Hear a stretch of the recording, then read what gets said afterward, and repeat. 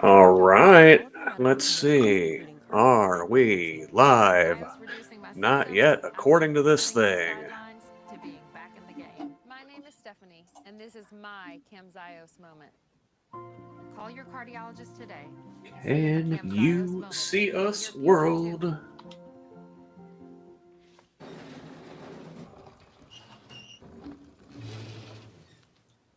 They asked for Diet Dew.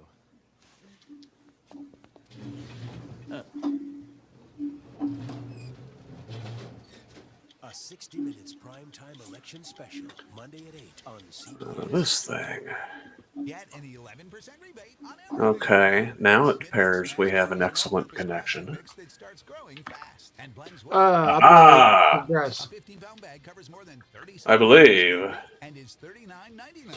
Oh, is this one going to be one of those ones where we have a 30-second delay from live to... And limited lifetime warranty. Choose from over 40 options. Get an 11% rebate on all Owens Corning shingles. Perhaps. Melissa Crash, Krista McInerney, CBS 4 This Morning. I've got.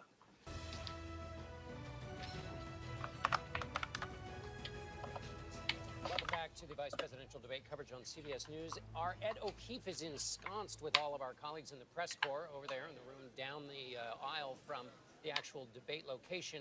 Ed, we've seen major news the day of a debate. Hey, okay, yes, there we are. We are live. Congratulations, us. All right. Nice. Welcome, everybody. We are here for the Who's Left 2024 Vice Presidential Debate Watch Party. With me this evening is Clif Marsiglio, Indianapolis activist, former candidate for mayor, and also lieutenant governor here. Clif, welcome. Hey, how are you doing tonight?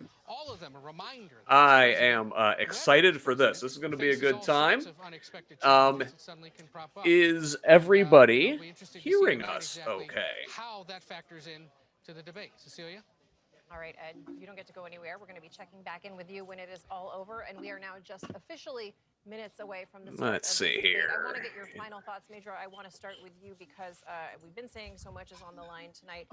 How much of tonight is about the audience of one for J.D. Vance? A considerable amount. President Trump has expectations for J.D. Vance. J.D. Vance knows, as Robert Costa so thoroughly laid out, at age 40. All right, I'm gonna say hi to everybody in the chat, see if everything comes up. The Party will find itself in an uncomfortable and unwelcome and unwanted post-Trump era. What role does J.D. Vance play in that? A considerable amount of that decision will be drawn from what he does tonight. He knows that. In contrast, Governor Walz very good. Now, Kamala Harris. He does not have any obvious designs on the presidency if Kamala Harris wins and serves out 2 terms. He's there to enhance the ticket as it exists. Can we see the live chat through here? When he can. Very different calculations, very different risk factors for the two. And Bob, even if you're Bob Dole, who had a bad night in 1976, All right, he was very nominee 20 years later for the Republican Party, so you can even rescue yourself from. All right, so we've only got, boy, about 3 or 4 minutes here till this thing gets going. Cliff, what are you looking for tonight? I want to see Tim Walz not say something stupid, not put his foot in his mouth. Unlike other vice president candidates that I'm seeing, I don't think that's going to be hard for him. I don't think he's going to be screaming anything about eating dogs or otherwise. I think, honestly, he just needs to get through this without saying something stupid. So it's no question. Yeah, it's weird. Like a lot of time, vice presidential picks have really no bearing on the race. This year, it definitely feels like Walz has given Harris kind of an extra something, some extra positive vibes to her campaign, and J.D. Vance is just creepy and off-putting. And is a net drag on the Trump campaign, which is already a hot mess. Oh yeah, Vance is. I went and I read his book a few years ago. thought, hey, this is interesting. And the further I got in, the further and further it got from, huh, this doesn't match up to my rural upbringing. Looking for a viral moment. And I felt that he came in and he kind of fooled everyone. And I still don't know. Reading his book, the further you get through it was harder to understand where he's coming from. Never could admit that he was a man from privilege who had a uncle who got him everywhere. Another self-made man who had a family member who gave him an internship with the Supreme Court clerk. Yeah. He's a Nepo baby cosplaying as a hillbilly. All right, I'm going to give us a little more volume here on the CBS feed. And we're going to listen to what these guys have to say, but definitely we will chip in if there is anything worth talking about.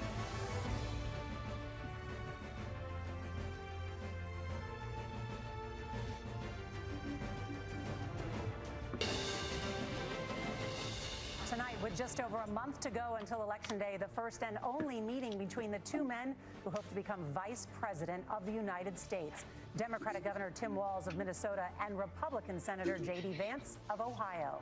Now, this is likely the final debate of this election cycle, and voting is already underway in 20 states. CBS News polling shows this remains a race either presidential candidate could win. Jesse's in the YouTube. Hey, welcome, Jesse. Good to see you, buddy. However, the YouTube still hasn't started. It is still waiting for Who's Left. Really? I'm on. Are you? Yeah. Live from CBS Let News me- headquarters in New York, America Decides, the Vice Presidential Debate. I'm still seeing 4 waiting. I'm Nora O'Donnell, and thank you for joining us for tonight's CBS News Vice Presidential Debate. We want to It says you guys are on. other networks Okay. here in the US and around the world. We have a consequential Fantastic. night ahead, and our focus is the issues that matter to you, the voter. Let's introduce the candidates. Minnesota's Democratic Governor Tim Walz and Ohio's Republican Senator. Thanks, J.D. Jesse. Vance. Thanks for finding. Yeah, I don't know. It's it is what it is. YouTube, right? Technology is great when it works. I'm Margaret Brennan. In order to have a thoughtful and civil debate, Audio these mix are the okay? rules that both campaigns have It sounds great to Questions me. will be directed at one candidate who will have 2 minutes to respond. The other candidate will be allowed 2 minutes for rebuttal. Then each candidate will get another minute to make further points, with an additional 1 minute each at the discretion of the moderator. The primary role of the moderators is to facilitate the debate between the candidates, enforce the rules, and provide the candidates with the opportunity to fact-check claims made by each other. CBS News reserves the right to mute the candidates' microphones to maintain decorum. We have not shared the questions or topics with the campaigns. The stage is set. Governor, Senator, will they thank you fact for check? joining us. Let's get started. Tonight, our country is facing several unfolding crises. The Middle East is on the brink of war. Americans are suffering from the catastrophic impact of Hurricane Helene. And now a labor strike as 25,000 dock workers from Maine to Texas are picketing. We're going to begin tonight with the Middle East. Margaret. Thank you, Nora.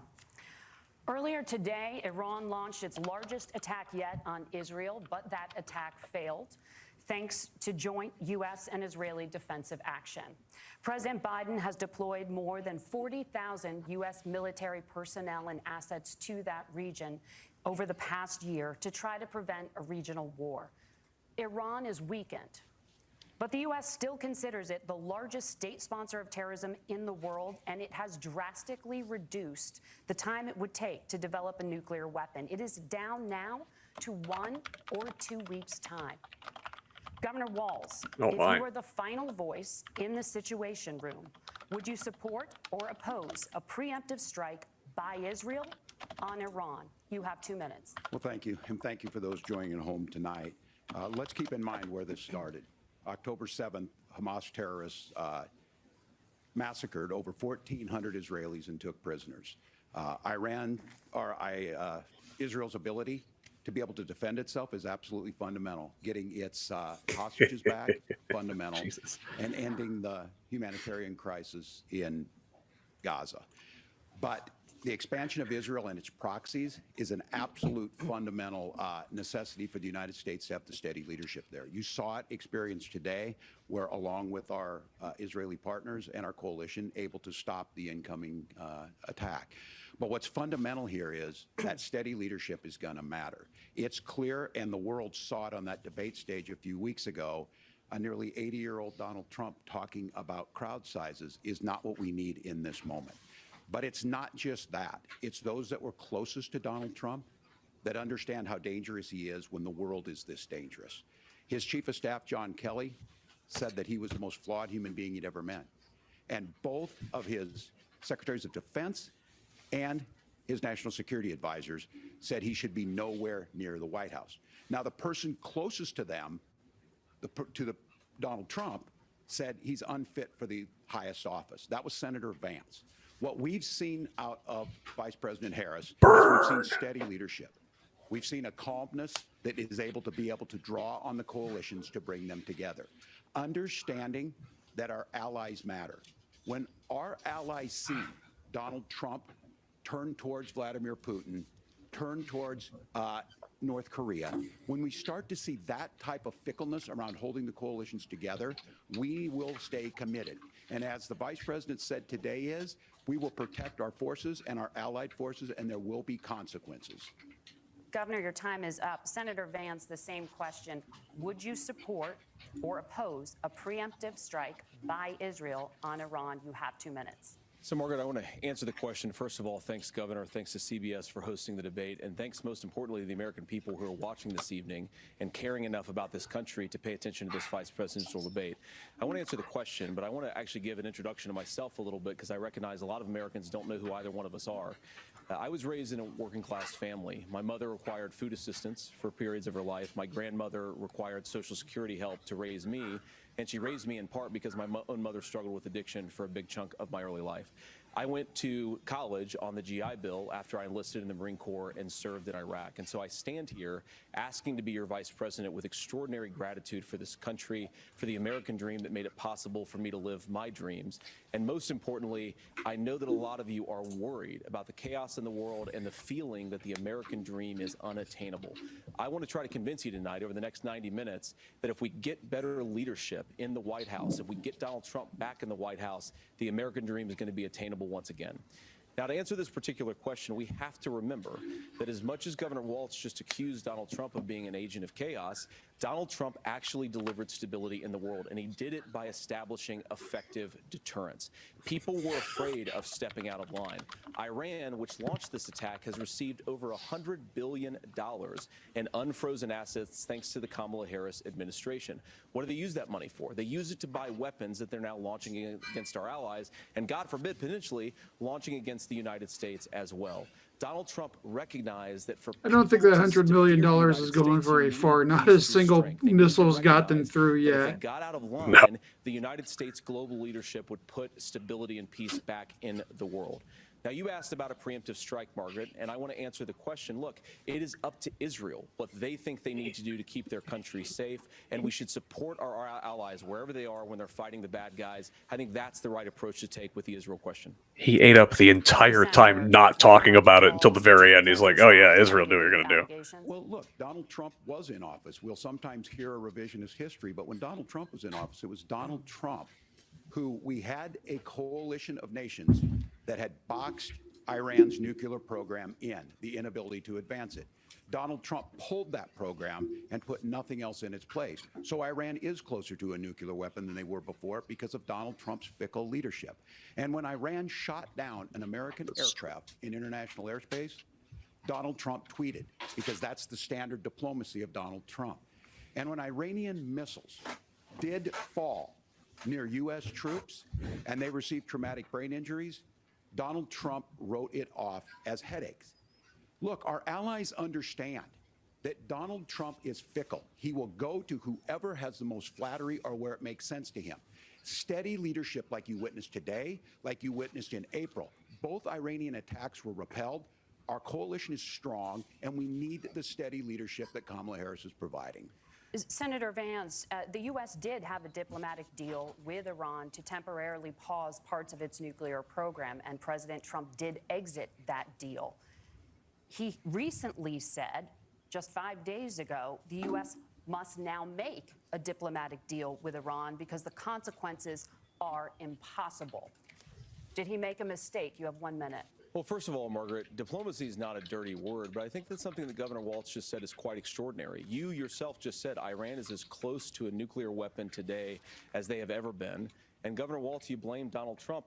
Who has been the vice president for the last 3.5 years? And the answer is your running mate, not mine. Donald Trump consistently made the world more secure. Now, we talk about by partnering with dictators that led us to where we are right now, and you can't ignore October the 7th, which I appreciate Governor Walz bringing up. But when did Iran and Hamas and their proxies attack Israel? It was during the administration of Kamala Harris. So Governor Walz can criticize Donald Trump's tweets, but effective, smart diplomacy and peace through strength is how you bring stability back to a very broken world. Donald Trump has already done it once before. Ask yourself at home, when was the last time, I'm 40 years old, when was the last time that an American president didn't have a major conflict break out? The only answer is during the 4 years that Donald Trump was president. Gentlemen, we have a lot to get to. Nora? Margaret, thank you. Let's turn now to Hurricane Helene. The storm could become one of the deadliest on record. More than 160 people are dead and hundreds more are missing. Scientists say climate change makes these hurricanes larger, stronger, and more deadly because of the historic rainfall. Senator Vance, according to CBS News polling, 7 in 10 Americans and more than 60% of Republicans under the age of 45 favor the U.S. taking steps to try and reduce climate change.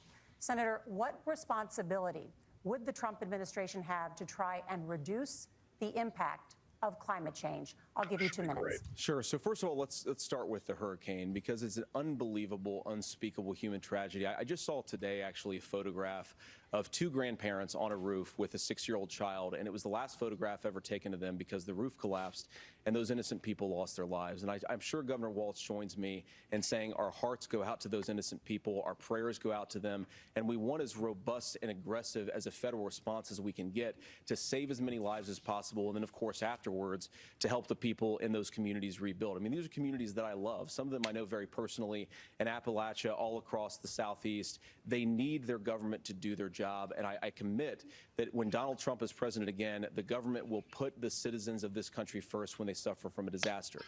Now, Nora, Project 2025 wants to get rid of FEMA in its entirety. Are justifiably worried about all these crazy weather patterns. I think it's important for us first. They literally believe we're all trying to shove us all in FEMA camps across the world. But one of the things that I've noticed some of our Democratic friends talking a lot about is a concern about carbon emissions. This idea that carbon emissions drives all of the climate change. Well, let's just say that's My true. donors Just say for the that's sake of not argument, true. so we're not arguing about weird science. Let's just say that's true. Well, if you believe that, what would you want to do? The answer is that you'd want to reshore as much American manufacturing as possible, and you'd want to produce as much energy as possible in the United States of America because we're the cleanest economy in the entire world. We're already a net exporter of oil. We don't need anybody else's oil. More manufacturing overseas, more doing business in some of the dirtiest parts. Nationalize the oil companies. When I say that, I mean the amount of carbon emissions they're doing per unit of economic output. So if we actually care about getting cleaner air and cleaner water, the best thing to do is to double down and invest in American workers and the American people. And unfortunately, Kamala Harris has done exactly the opposite. Governor Walz, It's Republican policies that keep us out of American manufacturing. We lost the steel industry because of Trump over the last several years. He killed the steel industry. With the governors, I serve as co-chair of the Council of Governors as we work together on these emergency managements. Governors know no partisanship. They work together to all of the governors and the emergency responders on the ground. Those happen on the front end. the federal government comes in, makes sure they're there to that we recover. But we're still in that phase where we need to make sure that they're staying there, staying focused. Now, look, coming back to the climate change issue, there's no doubt this thing roared onto the scene faster and stronger than anything we've seen.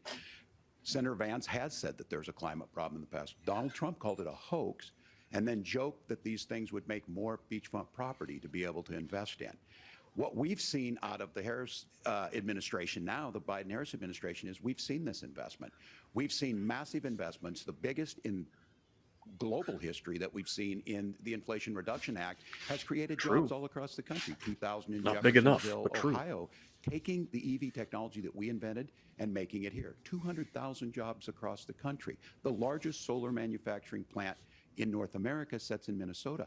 But my farmers know climate change is real. They've seen 500-year droughts, 500-year floods back to back. But what they're doing is adapting, and this has allowed them to tell me, look, I harvest corn, I harvest soybean, and I harvest wind. We are producing more natural gas and more oil at any time than we ever have. We're also producing more clean Windmills energy. give us cancer. So the solution for us is to continue Think to of the move birds, forward. think of the whales. Climate change is real. Reducing our impact is absolutely critical, but this is not a false choice. You can do that at the same time you're creating the jobs that we're seeing all across the country. That's exactly what this administration has done. We are seeing us becoming an energy superpower for the future, not just the current. And that's what absolutely makes sense. And then we start thinking about how do we mitigate these disasters. Thank you, We really Senator. want to talk about global warming. We need to talk about those smoky eyes on Vance.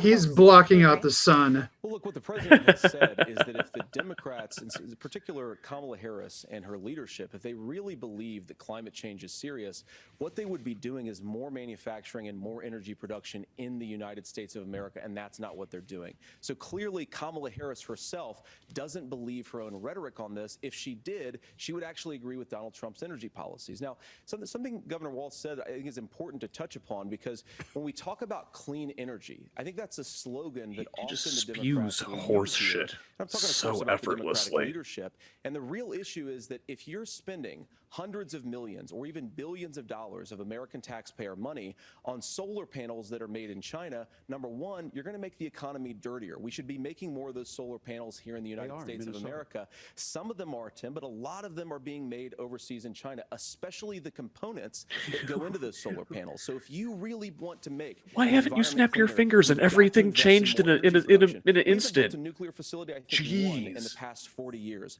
Natural gas, we got to invest more in it. Kamala Harris has done the opposite. That's raised energy prices and also meant that we're doing Senator, worse by the your time climate. is up. Governor, would you like to respond? Well, look, we're producing more natural gas than we ever have. There's no moratorium on that. We're producing more oil. But the folks know, and those like I those said aren't the again, win you think these it are not is. liberal folks. These are not folks that are Green New Deal folks. These are farmers that have been drought one year, massive flooding the next year. They understand that it makes sense. Look, our #1 export cannot be topsoil from erosion from these massive storms. We saw it in Minnesota this summer. And thinking about how do we respond to that, we're thinking ahead on this. And what Kamala Harris has been able to do in Minnesota, we're starting to weatherproof some of these things. The infrastructure law that was passed allows us to think about mitigation in the future. How do we make sure that we're protecting by burying our power lines? How do we make sure that we're protecting lakefronts and things that we're seeing more and more of? But to call it a hoax and to take the oil company executives to Mar-a-Lago, say, give me money for my campaign and I'll let you do whatever you want. We can be smarter about that, and an all-above energy policy is exactly what she's doing, creating those jobs right here. Governor, your time is up. The Walz is overwhelming doing very consensus well among so far. scientists is that the Earth's climate is warming at an unprecedented rate. Margaret? Thank you, Nora.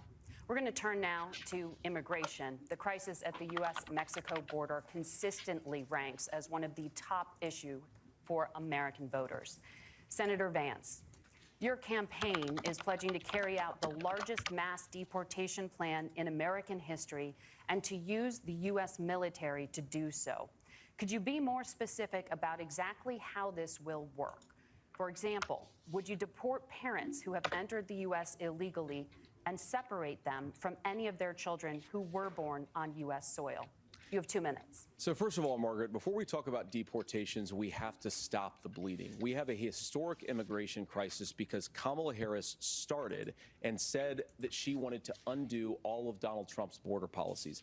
94 executive orders suspending deportations, decriminalizing illegal aliens, massively increasing the asylum fraud that exists in our system. That has opened the floodgates. And what it's meant is that a lot of fentanyl is coming into our country. I had a mother who struggled with opioid addiction and has gotten clean. I don't want people who are struggling with addiction to be deprived of their second chance because Kamala Harris let in fentanyl into our communities at record levels. So you've got to stop the bleeding. You've got to re-implement Donald Trump's border policies, build the wall, re-implement deportations. And that gets me to your point, Margaret, about what do we actually do? So we've got 25 million illegal aliens who are here in the country. What do we do with them? I think the first thing that we do is we start with the criminal migrants. About 1 million of those people have committed some form of crime in addition to crossing the border illegally. I think you start with deportations on those folks. And then I think you make it harder for illegal aliens to undercut the wages of American workers. A lot of people will go home if they can't work for less than minimum wage in our own country. And by the way, that'll be really good for our workers who just want to earn a fair wage for doing a good day's work. And the final point, Margaret, is you ask about if you cared about wages, you'd support unions, in this buddy. country, Margaret, we have 320,000 children that the Department of Homeland Security has effectively lost. Some of them have been sex trafficked. Some of them hopefully are at homes with their families. Some of them have been used as drug trafficking mules. The real family separation policy in this country is unfortunately Kamala Harris's wide open southern border. And I'd ask my fellow Americans to remember when she came into office, she said she was going to do this. Real leadership would be saying, you know what, I screwed up. We're going to go back to Donald Trump's border policies. I wish that she would do that. It would be good for all of us. Let's go back to separating kids and losing kids in the mix, putting kids with sex traffickers that he's saying that we're bringing into the town. How many kids were abused in Donald Trump's system? The drug mule is not true, but I will say about this, about the fentanyl, because this is they don't care. Those are brown kids. And the good news on this is the last 12 months saw the largest decrease in opioid deaths in our nation's history. 30% decrease in Ohio, but there's still more work to do.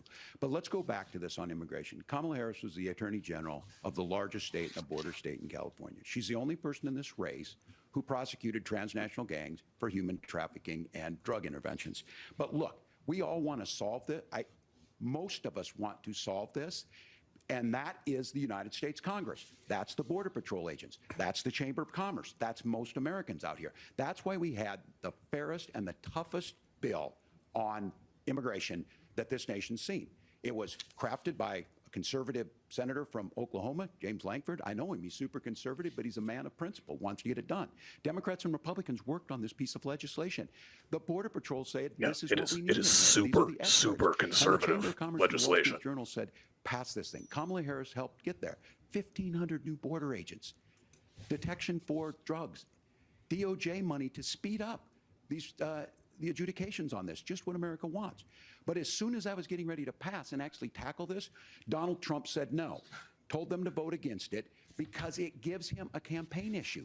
It gives him to, what would Donald Trump talk about if we actually did some of these things? And they need to be done by the legislature. You can't just do this through the executive branch. So look, we have the options to do this. Donald Trump had 4 years. He had 4 years to do this. And he promised you, America, how easy it would be. I'll build you a big, beautiful wall, and Mexico will pay for it. Less than 2% of that wall got built, and Mexico didn't pay a dime. But here we are again, 9 years after he came down that escalator, dehumanizing people and telling them what he was going to do. As far as the deportation plan, at one point, Senator Vance said it was so unworkable to be laughable. So that's where we're at. Pass the bill, she'll sign it. Governor, your time is up.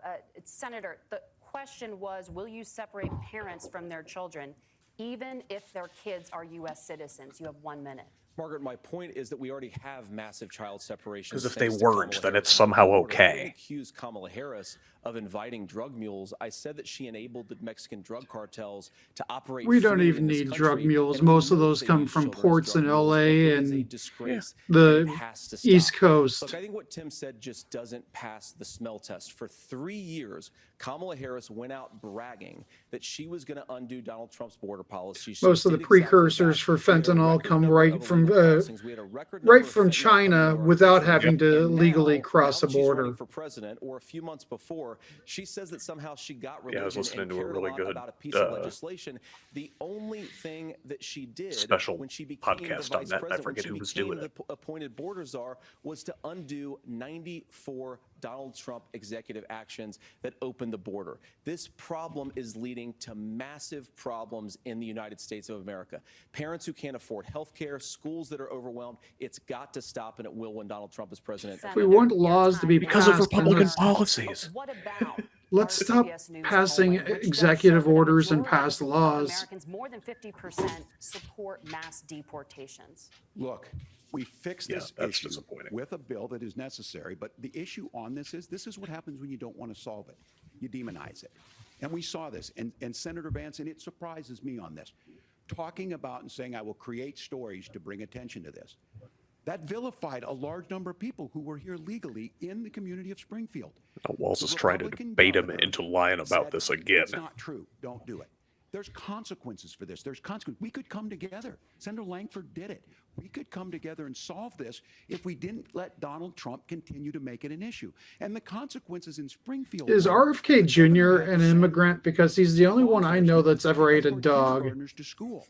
I believe Senator Vance wants to solve Those this. wily but Irish. By standing with Donald Trump and not working together to find a solution, it becomes a talking point. And when it becomes a talking point like this, we dehumanize and villainize other human beings.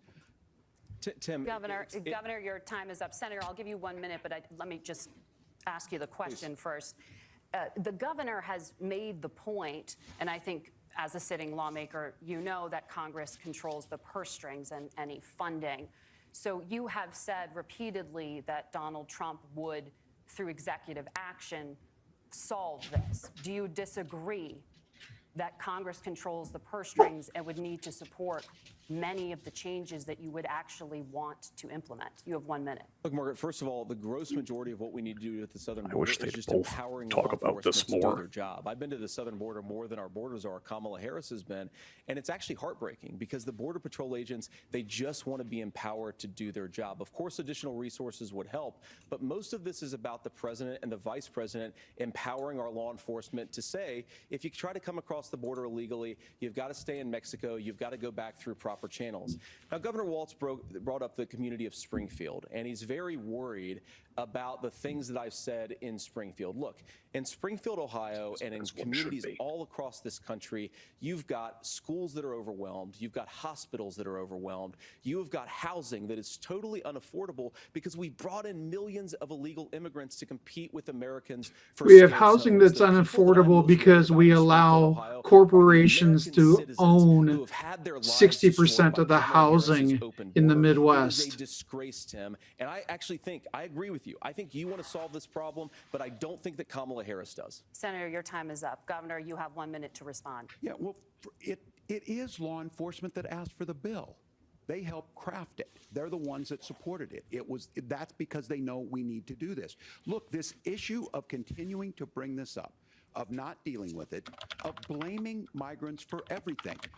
On housing, we could talk a little bit about Wall Street speculators buying up housing and making them less affordable. But it becomes a Hey, there you go, Cliff. Look, You this beat him to bill it. also gives the money necessary to adjudicate. I agree. It should not take 7 years for an asylum claim to be done. This bill gets it done in 90 days. Then you start to make a difference in this, and you start to adhere to what we know, American principles. Look, I don't talk about my faith a lot, but Matthew 25:40 talks about, to the least amongst us you do unto me. I think that's true of most Americans. They simply want order to it. This bill he does judoed it. him with It's the funded. Jesus. It's supported by the people who do it, and it lets us keep our dignity about how we treat other people. Waltz reminds me of a youth group leader that I wouldn't have to worry about following me into the restroom. Haitian migrants who have legal status, temporary protected status. Well, Margaret, Nora? but Thank you. Senator, we have so much to get to. Margaret, I think it's important We're because going to turn out of the debate- economy. Thank Margaret, you. the rules were that The you guys economy, weren't going to we're- fact check, and since you're fact checking me, I think it's important What to say is what's that? actually going on. So there's an application called the CBP One app, where you can go on as an illegal migrant, apply for asylum or apply for parole, and be granted legal status at the wave of a Kamala Harris open border wand.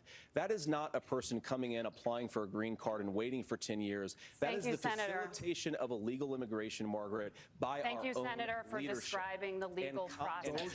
Your bot's getting a little mouthy over in the chat. Yeah, I don't know if I turned the bot on or how to turn him off, but you can ignore that guy. Gentlemen, the audience can't hear you because your mics are cut.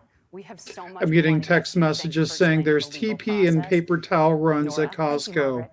The economy is That is from one of my conservative friends. Each of your campaigns has released plan. So let's talk about He just joined the chat. Vice President Harris unveiled a plan that includes billions in tax credits for manufacturing, housing, and a renewed child tax credit. The Wharton School says your proposals will increase the nation's deficit by $1.2 trillion. How would you pay for that without ballooning the deficit? Governor, I'll give you 2 minutes. Yeah, thank you. And maybe we stop paying for foreign wars that we're not going to be invested in. Shouldn't be invested in. The deficit is completely imaginary. It's a load of horse shit. I encourage everybody to read about modern monetary theory. One is talking about this Like housing the debt is a The one myth. thing is there's 3 million new houses proposed under this plan with down payment assistance on the front end to get you in a house. A house is much more than just an asset to be traded somewhere. It's foundational to where you're at. And then making sure that the things you buy every day, whether they be prescription drugs or other things, that there's fairness in that. Look, the $35 insulin is a good thing, but it costs $5 to make insulin. They were charging $800. It's a great podcast that just came out about 2 weeks ago, I believe. Search engine from PJ Vogt, who used to be with Reply All before Reply All kind of imploded. Great podcast about inflation, about putting down payment assistance, all of that. Right thing for families, and then getting businesses We'll off look the into ground. The law as it stands right now is $5,000 tax credit for small business, increasing that to $50,000. Now, this is a philosophical difference between us. Donald Trump made a promise, and I'll give you this: he kept it. He took folks to Mar-a-Lago, said, you're rich as hell, I'm gonna give you a tax cut. He gave the tax cuts that predominantly went to the top class. What happened there was an $8 trillion increase in the national debt, the largest ever. Now he's proposing a 20% consumption or sales tax on everything we bring in. Everyone agrees, including businesses, it would be destabilizing it, it would increase inflation and potentially lead to a recession. Look, this is simple for you. And it's a great way for Republicans to be able to skirt the rules once again, because it's a lot easier to have things imported overseas. Our system works best, more people are participating in it, and folks have the things that they need. Senator, I want to give you a moment to respond on that. But similarly, the Wharton School has done an analysis of the Trump plan and says it would increase the nation's deficit by $5 Going to go after their most famous is the student same again. for you. How do you pay for all that without ballooning the deficit? Best I'll give you student. 2 minutes. Well, first Top of of the all, class. you're going to hear a lot from Tim Walz this evening, and you just heard it in the answer. A lot of what Kamala Harris proposes to do, and some of it, I'll be honest with you, it even sounds pretty good. Here's what you won't hear, is that Kamala Harris has already done it. Because she's been the vice president for 3.5 years. She had the opportunity to enact all of these great policies, and what she's actually done instead Run is into your drive the cost of obstructionist food Congress? higher by 25%. Drive the cost of housing higher by about 60%. Open the American southern border and make middle-class life unaffordable for a large number of Americans. If Kamala Harris has such great plans for how to address middle-class problems, then she ought to do them now. Not when asking for a promotion, but in the job the American people gave her 3.5 years ago. And the That's fact not that she how isn't government tells you a lot about works. how much you can trust her actual plans. That's how Now, they Donald want Trump's government to economic work. plan is not They just want a plan, dictator. but it's also a record. Do vice A lot of presidents those same actually economists have a attack job, Donald though? Trump's plans, and they have PhDs, but Well, they they have don't to common convince sense, everybody and they that don't have everything wisdom, bad now because is Donald Trump's her economic fault, policies because delivered the not really highest Biden's, take-home you know. pay in a generation in this She country, was really in charge. 1.5% inflation, and He's just sleeping all peace day. and security security all over the world. So when people say that Donald Trump's economic plan doesn't make sense, I say look at the record. He delivered rising take-home pay for American workers. Now, Tim admirably admits that they want to undo the Trump tax cuts. But if you look at what was so different about Donald Trump's tax cuts, even from previous Repeal Republican the Reagan plans, tax is cuts. that a lot of those resources went to giving more take-home pay to middle-class and working-class Americans. It was passed in 2017, and you saw an American economic boom unlike we've seen in a generation in this country. That is a record that I'm proud to run on, and we're going to get back to that common sense wisdom so that you can afford to live the American dream again. I know a lot of you are struggling. I know a lot of you are worried about paying the bills. God, It's he's such gonna a stop sleazy when little Donald Trump, weasel. brings back common sense to this country. Governor, But do you want those to respond to eyes, that? What has Kamala Harris they done? bring me this back year? every Kamala time. Harris's day one was Donald Trump's failure on COVID. Sarah that led to Huckabee the Sanders collapse taught of him the how to do economy. that We were smoky already eye. before COVID in a manufacturing recession, but 10 million people out of work, largest percentage since the Great Depression. 9 million jobs closed on that. That was day one. Whether it was the Infrastructure Act or other things we moved. Now, you made a question about experts, said this. I've made a note of this. Economists can't be trusted. Science can't be trusted. National security folks can't be trusted. Look, if you're going to be president, you don't have all the answers. Donald Trump believes he does. My pro tip of the day is this. If you need heart surgery, listen to the people at the Mayo Clinic in Rochester, Minnesota, not Donald Trump. And the same thing goes with this. And I ask you out there, teachers, nurses, truck drivers, whatever, how is it fair that you're paying your taxes every year and Donald Trump hasn't paid any federal tax in the last 15 years and the last year as president? That's what's wrong with the system. There's a way around it, and he's bragged about that. We're just asking for fairness in it, and that's all you want. You have a minute.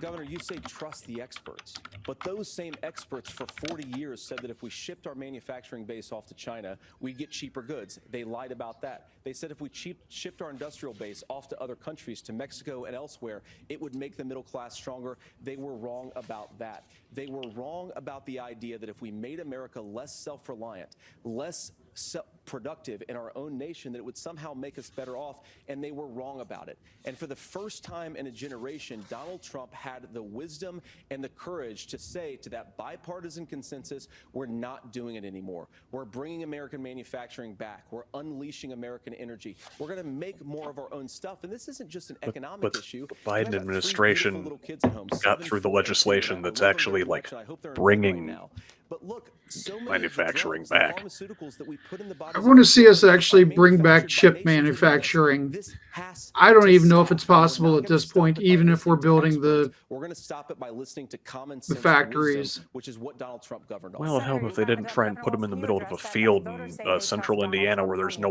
water. Why? If you're listening tonight and you want billionaires, No, to let's cut just take all the cuts, water you from the heard what White numbers River. were. We're not using it for anything. Look, I'm a union guy on this. I'm not a guy who wanted to ship things overseas, but I understand that, look, we produce soybeans and corn. We need to have fair trading partners. That's something that we believe in. I think the thing that most concerns me on this is Donald Trump was the guy who created the largest trade deficit in American history with China. So the rhetoric is good. Much of what the senator said right there, I'm in agreement with him on this. I watched it happen too. I watched it to my communities, and we talked about that. But we had people undercutting the right to collectively bargain. We had I spent a lot of time on farms, and I recognize bullshit when I see it. And we saw people profit. Folks that are venture capital in some cases, putting money into companies that were overseas. We're in agreement that we bring those home. The issue is Donald Trump is talking about it. Kamala Harris has a record, 250,000 more manufacturing jobs just out of the IRA. May I respond to that? Yes. So appreciate that. So if you notice, what Governor Walz just did is he said, first of all, Donald Trump has to listen to the experts. And then when he acknowledged that the experts screwed up, he said, well, Donald Trump didn't do nearly as good of a job as the statistics that's a gross generalization. that he did. So what Tim Walz is doing, and I honestly, Tim, I think you got a tough job here because you've got to play whack-a-mole. You've got to pretend that Donald Trump didn't deliver rising take-home pay, which of course he did. You've got to pretend that Donald Trump didn't deliver lower inflation, which of course he did. And then you've simultaneously got to defend Kamala Harris's atrocious economic record, which has made gas, groceries, and housing unaffordable. I think like when you're raising CEOs take home by $100 million each, you're averaging a higher take home overall, but the average person's still going to be coming back at minimum wage. America that's affordable again. We just got to get back to common sense economic principles. I hope we have a conversation on healthcare then. Senator, Governor, please. Thank you. Margaret? We have a lot to get to ahead, gentlemen, on many topics. But right now, I want to talk about personal qualifications. The vice president is often the last voice the president hears before making consequential decisions.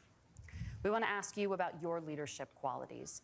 Governor Walz, you said you were in Hong Kong during the deadly Tiananmen Square protests in the spring of 1989. But Minnesota Public Radio and other media outlets are reporting that you actually didn't travel to Asia until August of that year. Can you explain that discrepancy? Yeah, well, and to the folks out there who didn't get at the top of this, look, I grew up in small rural Nebraska, town of 400, town that you rode your bike with your buddies till the streetlights come on, and I'm proud of that service. I joined the National Guard at 17, worked on family farms, and then I used the GI Bill to become a teacher, passionate about it, a young teacher. My first year out, I got the opportunity in the summer of '89 to travel to China. 35 years ago, be able to do that. I came back home and then started a program to take young people there. We would take basketball teams, we would take baseball teams, we would take dancers, and we would go back and forth to China. The issue for that was to try and learn. Now look, my community knows who I am. They saw where I was at. Look, I will be the first to tell you, I have poured my heart into my community. I've tried to do the best I can, but I've not been perfect. And I'm a knucklehead at times, but it's always been about that. Those same people elected me to Congress for 12 years. And in Congress, I was one of the most bipartisan people, working on things like farm bills that we got done, working on veterans benefits. And then the people of Minnesota were able to elect me to governor twice. So look, my commitment has been from the beginning to make sure that I'm there for the people, to make sure that I get this right. I will say more than anything. Many times I will talk a lot. I will get caught up in the rhetoric. But being there, the impact it made, the difference it made in my life, I learned a lot about China. I hear the critiques of this. I would make the case that Donald Trump should have come on one of those trips with us. I guarantee you he wouldn't be praising Xi Jinping about COVID. And I guarantee you he wouldn't start a trade war that he ends up losing. So this is about trying to understand the world. It's about trying to do the best you can for your community. And then it's putting yourself out there and letting your folks understand what it is. My commitment, whether it be through teaching, which I was good at, or whether it was being a good soldier or was being a good member of Congress, those are the things that I think are the values that people care about. Governor, just to follow up. Yeah, he did not answer that question. No. Can you explain the discrepancy? All I said on this was I got there that summer and misspoke on this. So I will just, that's what I've said. So I was in Hong Kong and China during the democracy protests went in. And from that, I learned a lot of what needed to be in governance. Thank you, Governor. Senator Vance, in 2016, you called your running mate, Donald Trump, unfit for the nation's highest office, and you said he could be America's Hitler. Cultural heroin. You've been asked many times, and you've said you regret those comments and explained you then voted for Donald Trump in 2020. But the Washington Post reported new messages last week in which you also disparaged Trump's economic record while he was president, writing to someone in 2020, quote, Trump thoroughly failed to deliver his economic populism. You're now his running mate, and you've shifted many of your policy stances to align with his. If you become vice president, why should Americans trust that you will give Donald Trump the advice he needs to hear and not just the advice he wants to hear? You have 2 minutes. Oh, no, I have no spine. I've always been open. And sometimes, of course, I've disagreed with the president, but I've also been extremely open about the fact that I was wrong about Donald Trump. I was wrong, first of all, because I believed some of the media stories that turned out to be dishonest fabrications of his record. But most importantly, Donald Trump delivered for the American people.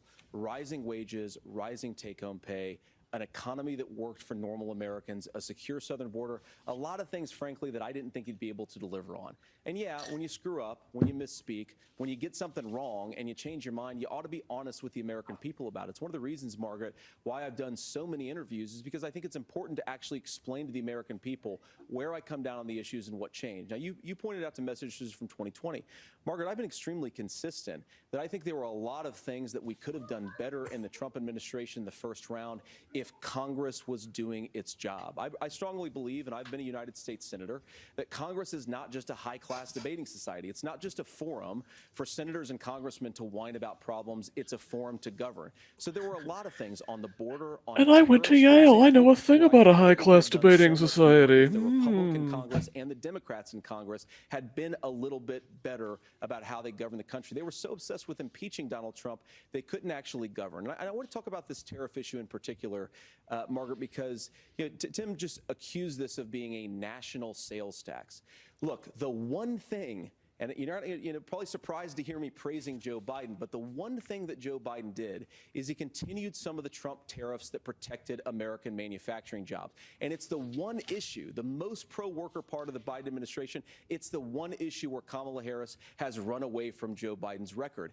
Think about this. If you're trying to employ slave laborers in China at $3 a day, you're going to do that and undercut the wages of American workers unless our country stands up for itself and says you're not accessing our markets unless you're paying middle-class Americans a fair wage.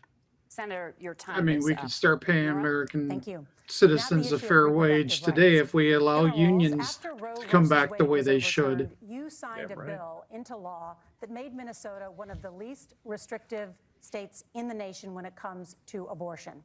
Former President Trump said in the last debate that you believe abortion, quote, in the 9th month is absolutely fine. Yes or no? Is that what you support? I'll give you 2 minutes. That's not what the bill says, but look, this issue is what's on everyone's mind.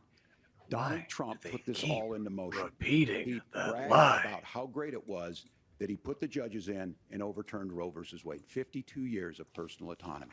And then he tells us, oh, we send it to the states. It's a beautiful thing. Amanda Zaworski would disagree with you on it's a beautiful thing. A young bride in Texas waiting for their child at 18 weeks. She has a complication, a tear in the membrane. She needs to go in. The medical care at that point needs to be decided by the doctor. And that would have been an abortion. But in Texas, that would have put them in legal jeopardy. She went home, got sepsis, nearly dies, and now she may have difficulty having children. Or in Kentucky, Hadley Duvall, a 12-year-old child raped and impregnated by her stepfather. Those are horrific. Now, when God asked about that, Senator Vance said 2 wrongs don't make a right. There is no right in this. So in Minnesota, rape is inconvenient. Is that what his words were? They're inconvenient. In charge of their health care. Oh, was that this is not where, if you don't know the old Amanda Richard Murdoch or line? Hadley, you soon will. Their Project 2025 is going to have a registry of pregnancies. It's going to make it more difficult, if not impossible, to get contraception and limit access, if not eliminate access to infertility treatments. For so many of you out there listening, me included, infertility treatments are why I have a child. That's nobody else's business, but those things are being proposed. And the catch-all on this is, well, the states will decide what's right for Texas might not be right for Washington. That's not how this works. This is basic human right. We have seen maternal mortality skyrocket in Texas, outpacing many other countries in the world. This is about health care. In Minnesota, we are ranked first in health care for a reason. We trust women, we trust doctors. Senator, do you want to respond to the governor's claim? Will you create a federal pregnancy monitoring agency? No, Nora, certainly we won't. And I want to talk about this issue. No, it'll be privatized. Americans care about it, and I know a We're lot of Republicans. Americans don't agree with everything that I've ever said on this topic. And, you know, I grew up in a working class family in a neighborhood where I knew a lot of young women who had unplanned pregnancies and decided to terminate those pregnancies because they feel like they didn't have any other options. And, you know, one of them is actually very dear to me. And I know she's watching tonight, and I love you. And she told me something a couple years ago that she felt like if she hadn't had that abortion, that it would have destroyed her life because she was in an abusive relationship. And I think that what I take from that as a Republican who proudly wants to protect innocent life in this country, who proudly wants to protect the vulnerable, is that my party, we've got to do so much better of a job at earning the American people's trust back on this issue where they frankly just don't trust us. And I think that's one of the things that Donald Trump and I are endeavoring to do.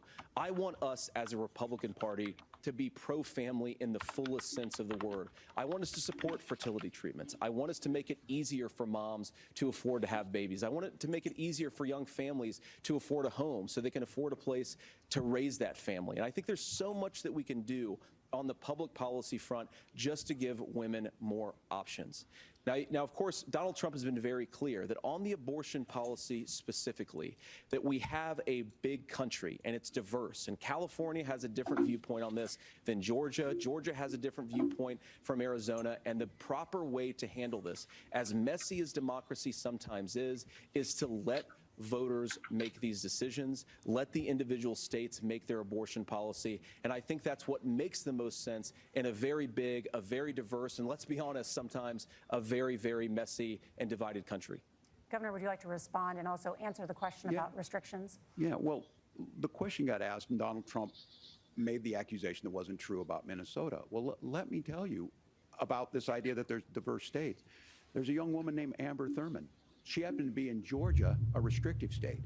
Because of that, she had to travel a long distance to North Carolina to try and get her care. Amber Thurman died in that journey back and forth. The fact of the matter is, how can we as a nation say that your life and your rights, as basic as the right to control your own body, is determined on geography? There's a very real chance, had Amber Thurman lived in Minnesota, she would be alive today. That's why the restoration of Roe versus Wade. When you listen to Vice President Harris talk about this subject and you hear me talk about it, you hear us talking exactly the same. Donald Trump is trying to figure out how to get the political right of this. I agree with a lot of what Senator Vance said about what's happening. His running mate, though, does not, and that's the problem. Governor, your time is up. Senator, let me ask you about that. He mentioned In Ohio, in Vance's Vance's Ohio, we had a 10-year-old girl who was 6 weeks and 2 days after abortion or after a rape to go for an abortion. They turned her down and she came here to Indiana. She couldn't do it now. My question is, nope. Why have you changed your position? We'd force that 10-year-old to have a baby. That'd probably kill her. Oh, God wills it. Setting some minimum national standard. For example, we have a partial birth abortion ban in place in this country at the federal level. I don't think anybody's trying to get rid of that, or at least I hope not, though I know that Democrats have taken a very radical pro-abortion stance. But Nora, one of the things that changed is in the state of Ohio, we had a referendum in 2023, and the people of Ohio voted overwhelmingly, by the way, against my position. And I think that what I learned from that, Nora, is that we've got to do a better job at winning back people's trust. So many young women would love to have families. So many young women also see an unplanned pregnancy as something that's going to destroy their livelihood, destroy their education, destroy their relationships. And we have got to earn people's trust back. And that's why Donald Trump and I are committed to pursuing pro-family policies, making child care more accessible, making fertility treatments more accessible, because we've got to do a better job at that. And that's what real leadership is. Governor, your response. I'm going to respond on the pro-abortion piece of that. No, we're not. We're pro-women. We're pro-freedom to make your own choice. We know what the implications are to not be that. Women having miscarriages, women not getting the care, physicians feeling like they may be prosecuted for providing that care. And as far as making sure that we're educating our children and giving them options, Minnesota's a state with one of the lowest teen pregnancy rates. We understand that too. We know that the options need to be available, and we make that true.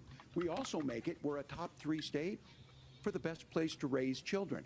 But these two things, to try and say that we're pro-children, but we don't like this, or you guys are pro-abortion, that's not the case at all. We are pro-freedoms for women to make their choices, and we're going, and Kamala Harris is making the case, to make options for children more affordable, a $6,000 child tax credit, but we're not going to base that on the backs of making someone like Amber Thurman drive 600 miles to try and get health care. Senator. May I respond to that? First of all, Governor, I agree with you. Amber Thurman should still be alive, and there are a lot of people who should still be alive, and I certainly wish that she was. And maybe you're free to disagree with me on this and explain this to me, but as I read the Minnesota law that you signed into law, the statute that you signed into law, it says that a doctor who presides over an abortion where the baby survives, the doctor is under no obligation to provide life-saving care to a baby who survives a botched late-term abortion.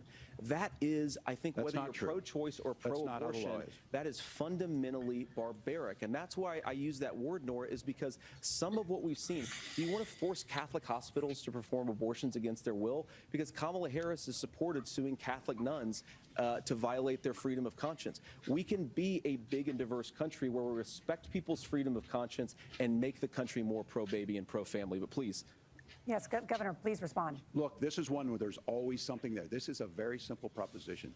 These are women's decisions to make about their healthcare decisions, and the physicians who know best when they need to do this. Trying to distort the way a law is written to try and make a point, that's not it at all. What was I wrong about, Governor? Please tell me, what was I wrong about? That is not the way the law is written. Look, I've given but this, how? I've given this advice on a lot of things that it's getting involved, ridiculous that we're arguing about these like fringe cases that only happen in the most horrific of circumstances, as if like that's the norm and people go in and choose that. If a teenager gets pregnant at 18 and says, you know what, this is going to screw up my college, that's none of my business if she gets an abortion. We don't need edge cases. We need women to be able to control their body in all situations. Healthcare. So the hiding behind we're going to do all these other things when you're not proposing them in your budget. Kamala Harris is proposing them. She's proposing all those things to make life easier for families. I asked a specific question, Governor. You gave me a slogan as a response. It's not the case. It's not true. That's not what the law says. So they fact-checked it with President Trump. Gentlemen, there's a lot to discuss. We have to move on, and we're going to be right back with much more of the CBS News Vice Presidential Debate in just a moment. All right, commercial break. Let's take the sound off of that for now while they do their thing. Well, all right. So, Cliff, what do you think so far? You know what? I think they're both doing the job that they're supposed to do. Honestly, I don't think either one of them is being outrageous or crazy. I mean, it's sad, but J.D. Vance is, compared to Trump, he's sounding like the rational guy. I disagree with him completely about everything, but he's not going out of his way to be insane. I think they're both doing the job that they're paid to do. They're being paid to do, which is distract from their leaders. Yeah. And absolutely. Vance is certainly competent sounding, competent looking. He doesn't come off like an unhinged crazy man like the top of his ticket. Just from a handling the questions with aplomb standpoint, I think Walz is doing a great job on areas that are like not necessarily his strong suit. He handled the foreign policy questions really well. I mean, he was in the Senate for 12 years, so he should have a little bit, even if he is a Midwest governor. Yeah, that is true. Yeah, he did. It was in the House, I believe he had 12 years. And yeah, House. Also, yeah, the stuff with the hurricane, he also handled that really well. Just talking about it from like a dealing with it as an executive. Like these are things that governors know about, have experience in dealing with, and also essentially saying, look, even the Republican governors that I work with know that climate change is a problem that we need to do something about. All I know is I'm just glad that, I just hope that Vance isn't our vice president. Again, he's speaking very clear. He's speaking very rational, or at least for a Republican. Yeah, well, it is. It's all about delivery in these things. It's a big. It's all WWE, right? I mean, their actual answers are far less important generally than delivery and just sounding and looking a certain way, right? That's why even in you go back to June in the Biden Trump debate. I mean, yeah, Biden stuttered and stumbled and botched his way through the thing, but at least he didn't lie every time he opened his mouth. Oh yeah.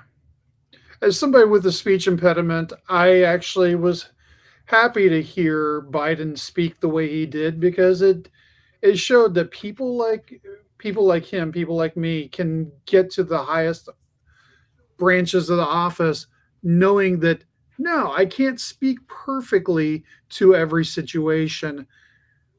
And yet Trump comes out, he speaks clearly and delusionally, and you can understand every word he's saying, and it's just fucking insane. That's my first He hits F-bomb his of the night. marks. Yes. It took you so long. It took me a lot longer than I thought. We're over an hour. Oh, and we are back. Let's give you some volume here. Welcome back to the CBS News Vice Presidential Debate. We want to turn now to America's gun violence epidemic. The leading cause of death for children and teens in America is by firearms.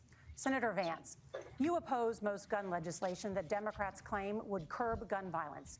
You oppose red flag gun laws and legislation to ban certain semi-automatic rifles, including AR-15s. So let me ask you, earlier this year, for the first time, the parents of a school shooter were convicted of involuntary manslaughter and sentenced to 10 years in prison. Do you think holding parents responsible could curb mass shootings? I'll give you 2 minutes. Yeah, well, Nora, on that particular case, I don't know the full details. Yeah, but that guy certainly was trust the criminally local law negligent as enforcement and local hell. authorities to make those decisions. I think in some cases the answer is going to be yes, and in some cases the answer is going to be no. And the details really matter here, of course. For example, if a kid steals a gun, that's going to be different than if a parent hands over a gun knowing that their kid is potentially dangerous. But look, I want to just sort of speak as a father of 3 beautiful little kids, and our oldest is now in 2nd grade. And like a lot of parents, we send our kids to school with such hope and such joy and such pride at their little faces on the first day of school. And we know, unfortunately, that a lot of kids are going to experience this terrible epidemic of gun violence. And of course, our hearts go out to the families that are affected by this terrible stuff. And we do have to do better. And I think that Governor Walz and I actually probably agree that we need to do better on this. The question is just, how do we actually do it? Now, here's something Take guns away from idiots. to me about Yeah. this epidemic of violence. Have gross less of majority, them. close to 90%, and some of the Harder to statistics I've get. seen of the gun Red violence in flag this country is laws committed with that are illegally actually obtained enforced. firearms. And while we're on that topic, we know that thanks to Kamala Harris's open border, we've seen a massive influx in the number of illegal guns run by the Mexican drug cartels. So that number, the amount of illegal guns in our country is higher today than it was 3.5 years ago. Where'd their guns But what come do from? we do about the schools? What do we do to Worried about it going the other The way. answer is, So actually, we have an office of the ATF in Mexico City, because we have an exflux of guns to Mexico City, and occasionally they come back here. The ATF in Mexico City is one of the biggest offices that we have, because most of their guns that are going to violence comes directly to us. It just doesn't fit with recent experience, so we've got to Or make our comes schools safer. directly And I think from we've got to us. have some common sense bipartisan solutions for how to do that. Governor, you have 2 minutes. Well, I think all the parents watching tonight, this is your biggest nightmare. Look, I got a 17-year-old, and he witnessed a shooting at a community center playing volleyball. Those things don't leave you. As a member of Congress, I sat in my office surrounded by dozens of the Sandy Hook parents, and they were looking at my 7-year-old picture on the wall. Their 7-year-old were dead, and they were asking us to do something. And look, I'm a hunter. I own firearms. The vice president is. We understand that the Second Amendment is there, but our first responsibility is to our kids to figure this out. In Minnesota, we've enacted enhanced red flag laws, enhanced background check, and we can start to get data. But here's the problem. If we really want to solve this, we've got folks that won't allow research to be even done on gun violence. And this idea that we should just live with it, here's what I do think, that this is a good start to the conversation. I 100% believe that Senator Vance hates it when these kids, it's abhorrent and it breaks your heart. I agree with that. But that's not far enough when we know there are things that work. I've spent time in Finland and seen some Finnish schools. They don't have this happen, even though they have a high gun ownership rate in the country. There are reasonable things that we gotta can watch do out for those reindeer. to make a difference. It's They'll not sneak up on you. infringing on your Second Amendment. And the idea to have some of these weapons out there, it just doesn't make any sense. Kamala Harris, as an attorney general, worked on this issue. She knows that it's there. No one's trying to scaremonger and say we're taking your guns, but I ask all of you out there, do you want your schools hardened to look like a fort? Is that what we have to go? When we know there's countries around the world that their children aren't practicing these types of drills. They're being kids. We owe it to them to get a fix. These are things that shouldn't be that difficult. You can still keep your firearms, and we can make a difference. We have to. If you're listening tonight, this breaks your heart. Yeah, whilst being a hunter really kind of takes this issue away from them. I mean, it wouldn't be hard to deal with guns if we still had these things in most places, having where we get rid of all the open carry laws, the permitless carries. First of all, At one point, I owned a few guns. I got rid of all of them because it didn't really match with my beliefs in my Bible. I don't want to kill anybody, and I just don't believe. I don't believe in having one. But you know what? If somebody's not insane and we've properly vetted them, nobody needs a gun that can be converted to fully automatic with just a. Well, in the background, you can see my 3D printers. I could print up a Glock switch in probably 30 minutes. Gun offenders off the streets. I think there's a whole host of things that we can do. We know where to turn in the purge. We've got to talk about more security. Senator, thank you. Unfortunately, you can also do it with a drill. So only later in your political career did you change your position. Why? Yeah, I sat in that office with those Sandy Hook parents. I've become friends with school shooters. I've seen it. Look, the NRA, I was an NRA guy for a long time. They used to teach gun safety.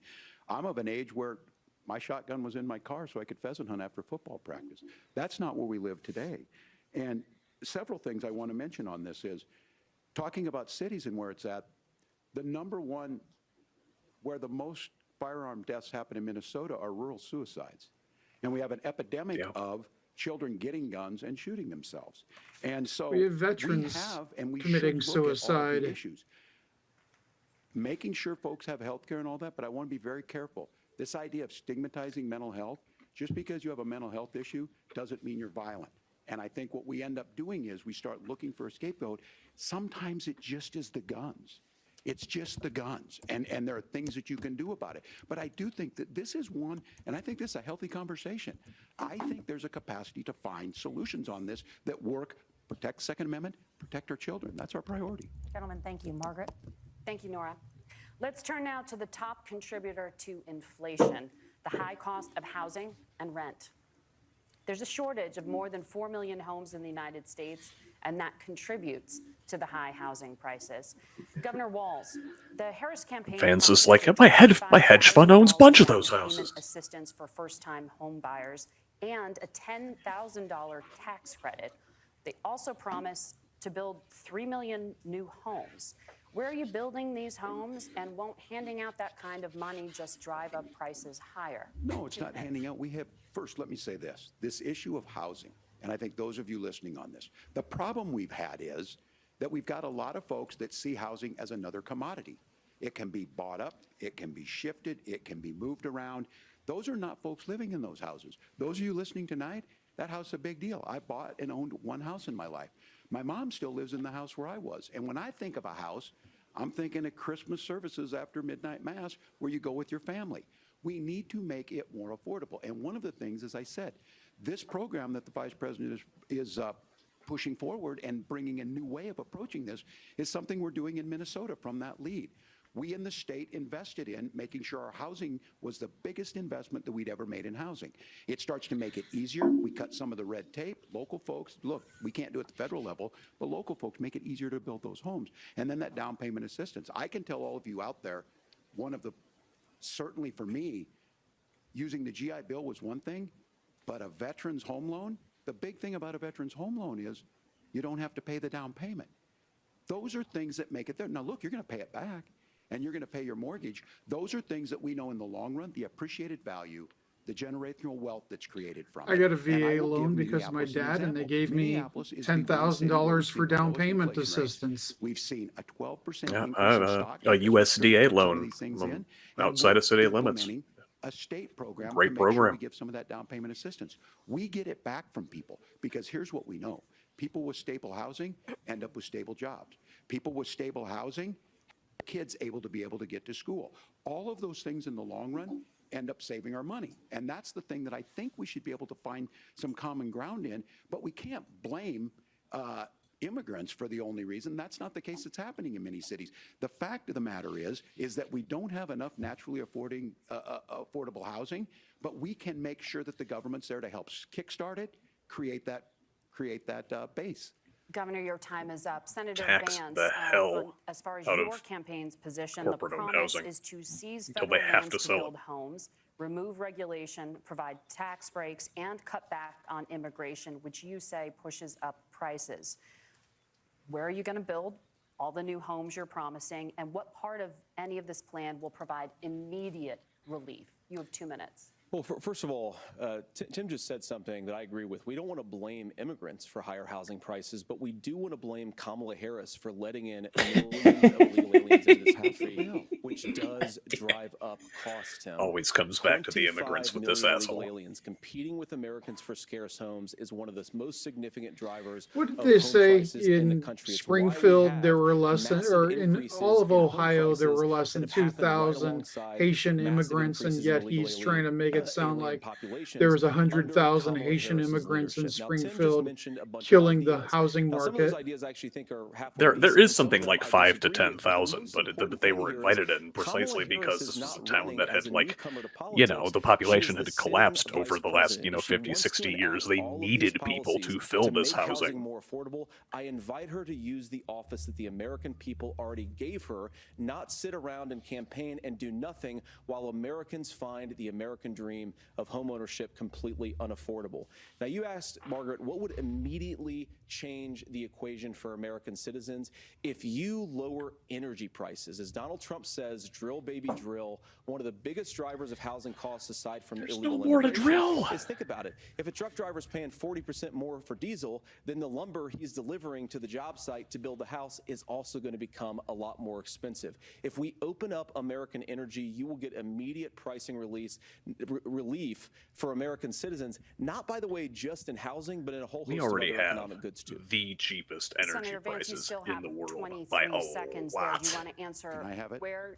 Every time I have a Governor, friend we come will get from to you in a overseas, they're moment, like, but Senator, wait, where I are you could gonna seize drive the from New federal York lands? Can to you clarify? LA Well, what Donald Trump has said is on we have a lot of less, federal lands that aren't with being less used than for it anything. costs They're me not to being used drive for national across parks. They're England. not being used, and they could be places where we build a lot of housing. And I do think that we should be opening up building in this country. What's we a have gallon? a lot of land that could be used. We have a lot of Americans that need homes. We should be kicking out illegal immigrants who are competing for those homes, and we should be building more homes for the American citizens who deserve to be here. Senator, your time is up.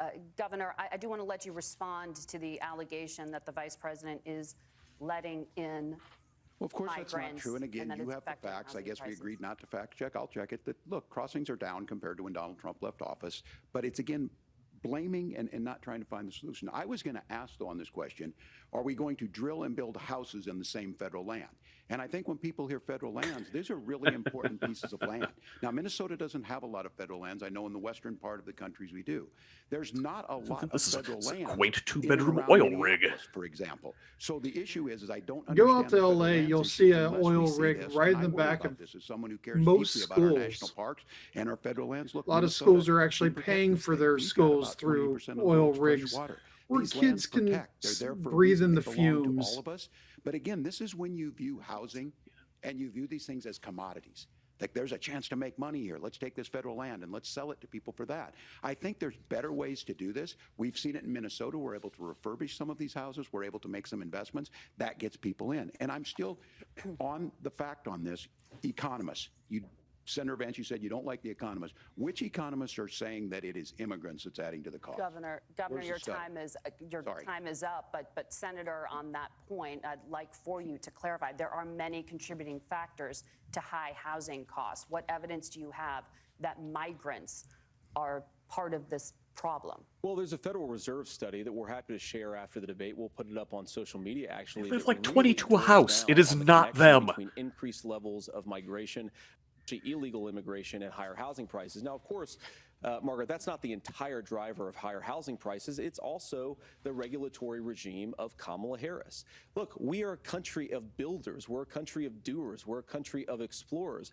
But we increasingly have a federal Our builders administration are that makes it generally harder to develop our undocumented resources, immigrants. makes it harder to And build it has homes, been for puts most of people my in life. jail for not doing everything exactly as Kamala Harris says they have to do. And what that means is that you have a lot of people who would love to build homes who aren't able to build homes. I actually agree with Tim Walz. We should get out of this idea of housing as a commodity. But the thing that is most and start treating it as a human right. is giving it Yep. away to millions upon millions of people who have no legal right to be here. What are the federal regulations? I deal Are with they this as a people? governor. You can very quickly reply. I'm sorry. I get this as a governor, and I don't necessarily disagree with that in some cases, many of those are local, many of them are state. I don't know which ones are federal, but I think whenever we talk regulations, people think they can get rid of them. I think you want to be able to get out of your house in a fire. I think you want to make sure that it's fireproof and those types of things. So which are the regulations? Because the vice president's not responsible for those. Congress writes those. Governor, thank you. Gentlemen, we have a lot to get to. You're passionate about the housing crisis, I can tell. But Nora? Thank you. One of the top problems facing Americans is the high cost of health care. Senator Tim Vance, just wants to get at up the there and last start, like, presidential debate, mud and former President drywall. Trump was asked about replacing the Affordable Care Act. In response, he said, "I have concepts of a plan." Since then, Senator, you've talked about changing how chronically ill Americans get health insurance. Can you explain how that would work? And can you guarantee that Americans with pre-existing conditions won't pay more?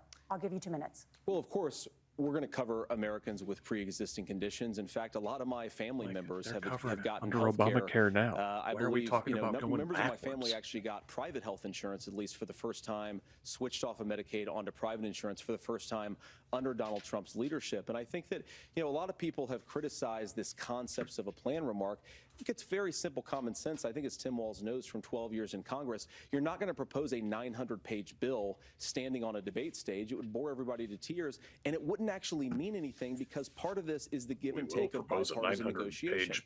Now, when playbook for Donald Trump was fascism. actually president, and again, he has a record to be proud of, prescription drugs fell in 2018 for the first time in a very long time. Under Kamala Harris's leadership, prescription drugs are up about 7%. Under Donald Trump's entire 4 years, they were up about 1.5%. He introduced pricing transparency. Think about healthcare. You go into a hospital, you try to buy something, and nobody knows what it actually costs. That price transparency will actually revive give me from a heart consumers attack, please. a little bit more choice, and will also drive down costs. And we talked Take that about one next door if you can't the get a good reinsurance regulations is what I was talking about. Look, Donald Trump has said that if we allow states to experiment a little bit on how to cover both the chronically ill but the non-chronically ill, it's not just a plan. He actually implemented some of these regulations when he was president of the United States. And I think you can make a really good argument that it salvaged Obamacare, which was doing disastrously until Donald Trump came along. And I think it's an important point about President Trump. Of course, you don't have to agree with everything that President Trump has ever said or ever done.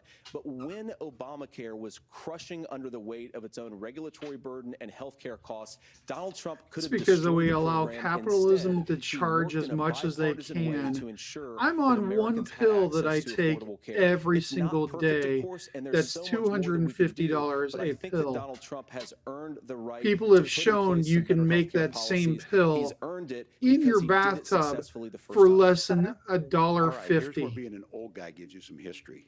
I was there at the creation of the ACA. And the reason it was so important is I come from a major healthcare state, home of the Mayo Clinic, home to Medical Alley, 3M, Medtronic, all of those. We understand healthcare. It's why we're ranked first on affordability and accessibility and quality of healthcare.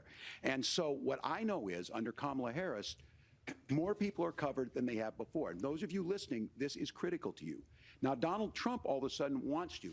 Go back and remember this.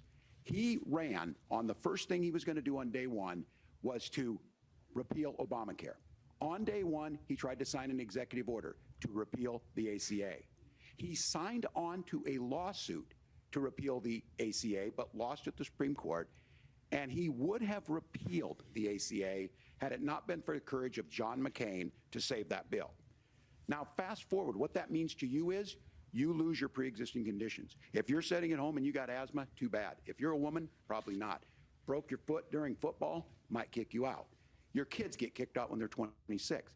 Kamala Harris negotiated drug prices for the first time with Medicare. We have 10 drugs that will come online, the most common ones that'll be there. But look, this issue, and when Donald Trump said, I've got a concept of a plan, it cracked me up as a fourth grade teacher because my kids would have never given me that.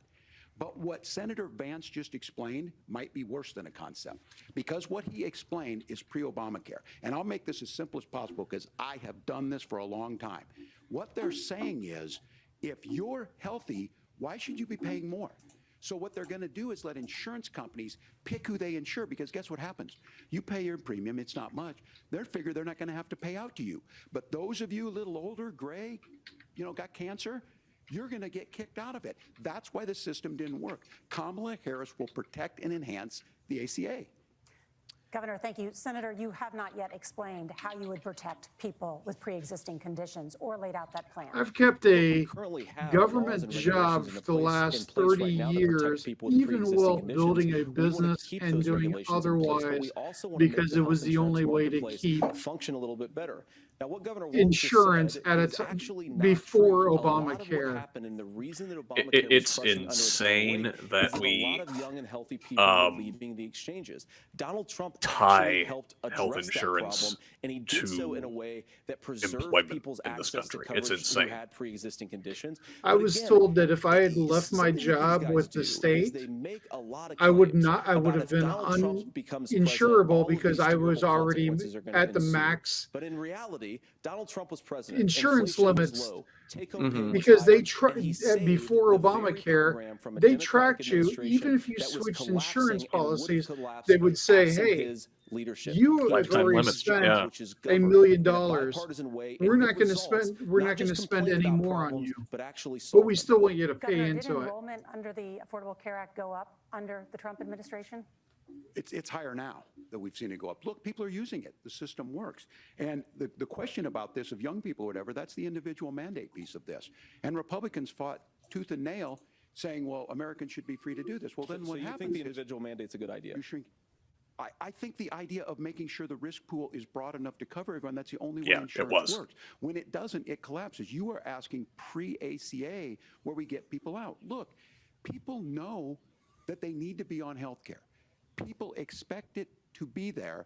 And when we are able to make it, and we are making it this way, when we incentivize people to be in the market, when we help people who might not be able to afford it get there, and we make sure then when you get sick and old, it's there for you. Because I heard people say, well, I don't want to buy into Medicare or whatever. Good luck buying health care once you get past 70.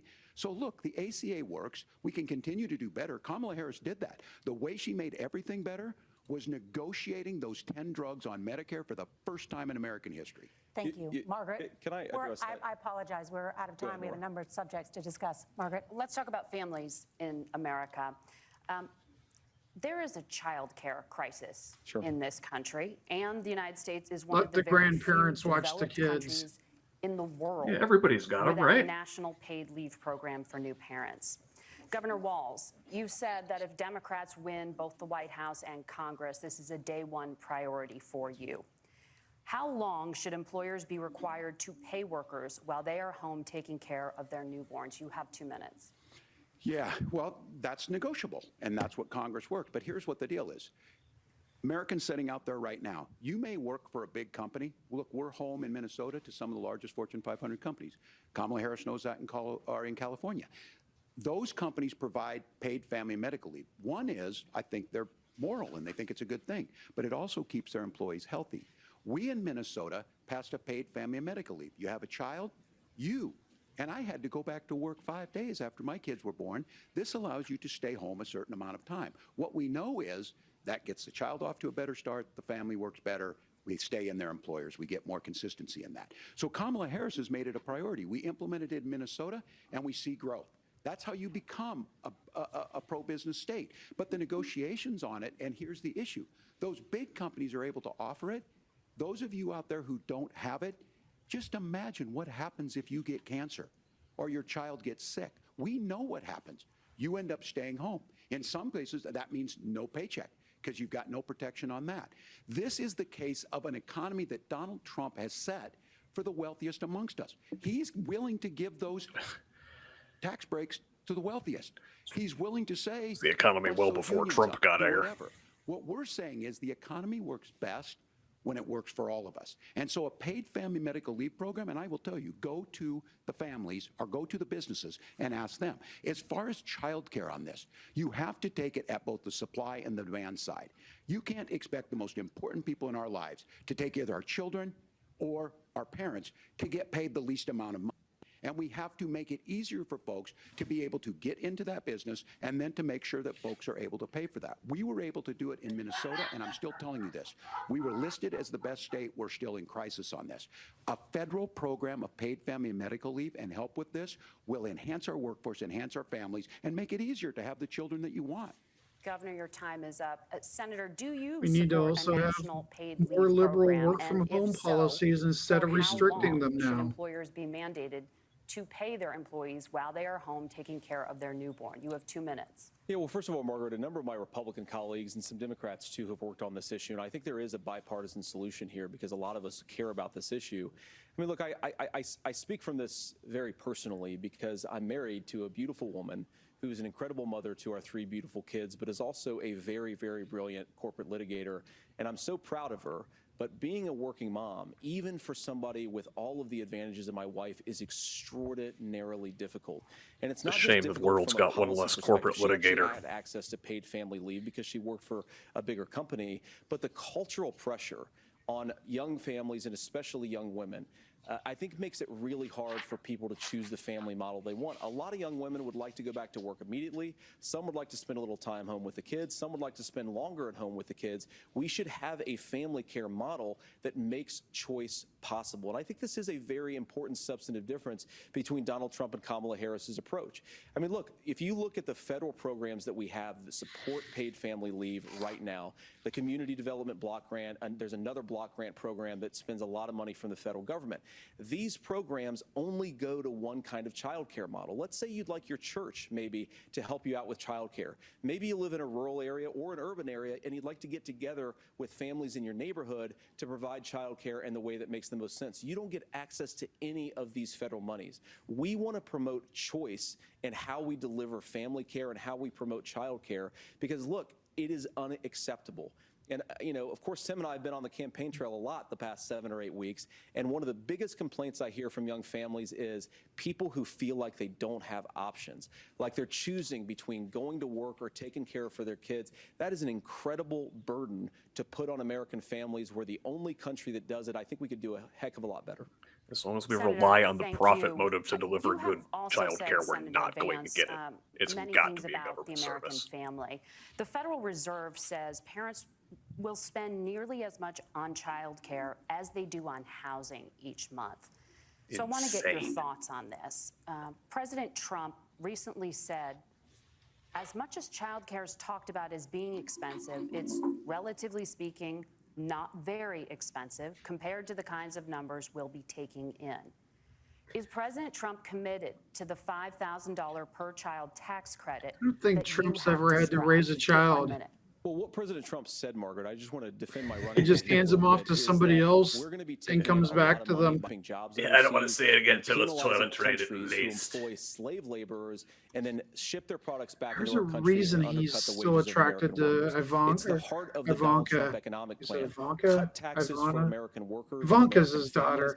Cut because he taxes didn't for see her businesses until that are she was an hiring and building adult. companies in the United States of America. But Creepy. penalize companies gross and guy. countries that are shipping jobs overseas. That's the heart of the economic proposal. And I think what President Trump is saying is that when we bring in this additional revenue with higher economic growth, we're going to be able to provide paid family leave, child care options that are viable and workable for a lot of American families.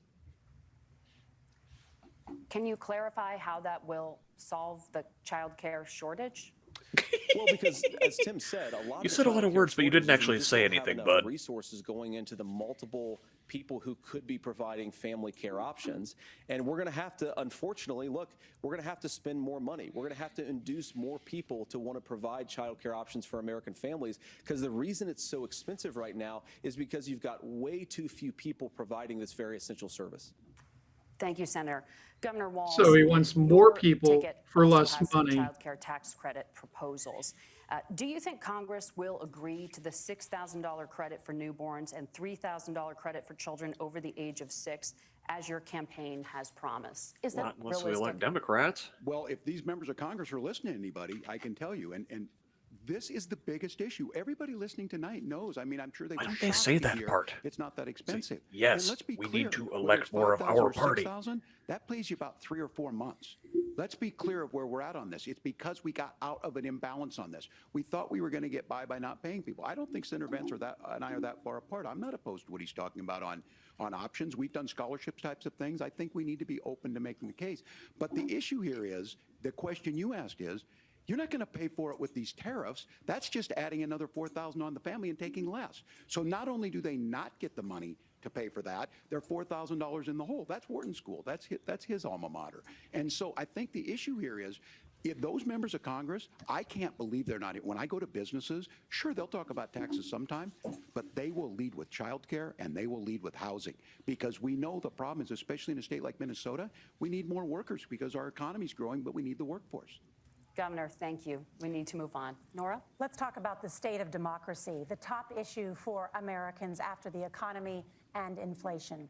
After the 2020 election, President Trump's campaign and others filed 62 lawsuits contesting the results. Judges, including those appointed by President I Trump, love the way they and treat other it like just Republican another presidents, looked at the issue evidence on their and said checklist, there was no as if widespread fraud. like living in This a wasn't the democracy biggest isn't the fascist only nation. issue. Republicans and Democrats certified the 2020 election results and sent a legal slate of electors to Congress for January 6th. Senator Vance, you have said you would not have certified the last presidential election and would have asked the states to submit alternative No, I'm a elections. sycophantic weasel. That has been called unconstitutional and illegal. Would you again seek to challenge this year's election results, even if every governor certifies the results? I'll give you 2 minutes. Well, Nora, first of all, I think that we're focused on the future. We need to figure out how to solve the inflation crisis caused by Kamala Harris's policies, make housing affordable, make groceries affordable, and that's what we're focused on. But I want to answer your question because you did ask it. Look, Why what did President Kamala Trump has Harris said take a is crowbar that to the there are global problems in supply 2020, chain? And my own belief is that we should fight about those issues, debate those issues peacefully in the public square, and that's all I've said, and that's all that Donald Trump has said. Remember, he said that on January the 6th, the protesters ought to protest peacefully. And on January the 20th, what happened? Joe Biden became the president. Donald Trump left the White House. And now, of course, unfortunately, we have all of the negative policies that have come from the Harris-Biden administration. I believe that we actually do have a threat to democracy in this country, but unfortunately, it's not the threat to democracy that Kamala Harris and Tim Walz want to talk about. We It wouldn't is have the had threat of January censorship. 6th if It's Joe Biden just Americans hadn't been casting aside elected. lifelong friendships because of Why didn't they just disagreements over roll over and politics. let It's us big win? technology companies silencing their fellow citizens, and it's Kamala Harris saying that rather than debate and persuade her fellow Americans, she'd like to censor people who engage in misinformation. I think that is a much bigger I mean, I threat to would like right to censor people that engage in misinformation. In the Yes. last 4 years, in the last 40 years. Now, Used I'm to be really a part of the proud, fairness especially given that I doctrine. was raised by two lifelong blue-collar Fucking Democrats, Reagan. to have the endorsement of Bobby Kennedy Jr. and Tulsi Gabbard, lifelong leaders in the Democratic coalition. And of course, they don't agree A with man me who Donald eats Trump on dog every and a issue. woman who We don't runs a have to sex agree on cult. every issue, but we're united behind a basic Are we allowed to say American that these First Amendment days? principle that we ought to debate our differences. We ought to argue Allegedly. about them. We ought to try to persuade Allegedly. our fellow Americans. Kamala Harris is engaged in censorship at an industrial scale. She did it during COVID. She's done it over a number of other issues. And that, to me, is a much bigger threat to democracy than what Donald Trump said when he said that protesters should peacefully protest on January the 6th. Governor? Well, I've enjoyed tonight's debate, and I think there was a lot of commonality here. And I'm sympathetic to misspeaking on things, and I think I might have with the senator. But me too, man. There's one though that this one is troubling to me, and I say that because I think we need to tell the story. Donald Trump refused to acknowledge this, and the fact is that I don't think we can be the frog in the pot and let the boiling water go up. He was very clear. I mean, he lost this election, and he said he did. 140 police officers were beaten at the Capitol that day. Some with the American flag, several later died. And it wasn't just in there. In Minnesota, a group gathered on the state capitol grounds Donald Trump in is St. a Paul cab. and said, we're marching to the governor's residence and there may be casualties. The only person there was my son and his dog, who was rushed out crying by state police. That issue, and Mike Pence standing there as they were chanting, hang Mike Pence. Mike Pence made the right decision. So, Senator, it was... I think we should have heard him out on that. I worked with kids long Mike enough to know, and Pence, I said as a football biggest coach, sometimes fascist you really we've wanna seen in win, Indiana, but the also democracy is savior of bigger than winning an democracy. election. You shake hands, and then you try and do everything you can to help the other side Weird win. world, man. That's what was at stake here. Now, the thing I'm most concerned about is the idea that imprisoning your political opponents, already laying the groundwork for people not accepting this. And a president's words matter. A president's words matter. People hear that. So I think this issue of settling our differences at the ballot box, shaking hands when we lose, being honest about it, but to deny what happened on January 6th, the first time in American history that a president or anyone tried to overturn a fair election and the peaceful transfer of power. And here we are 4 years later in the same boat. I will tell you this, that when this is over, we need to shake hands this election, and the winner needs to be the winner. This has got to stop. It's tearing our country apart. Margaret? Senator Vance, did you want to respond to that? Yeah, well, look, Tim, first of all, it's really rich for Democratic leaders to say that Donald Trump is a unique threat to democracy when he peacefully gave over power on January the 20th, as we have done for 250 years in this country.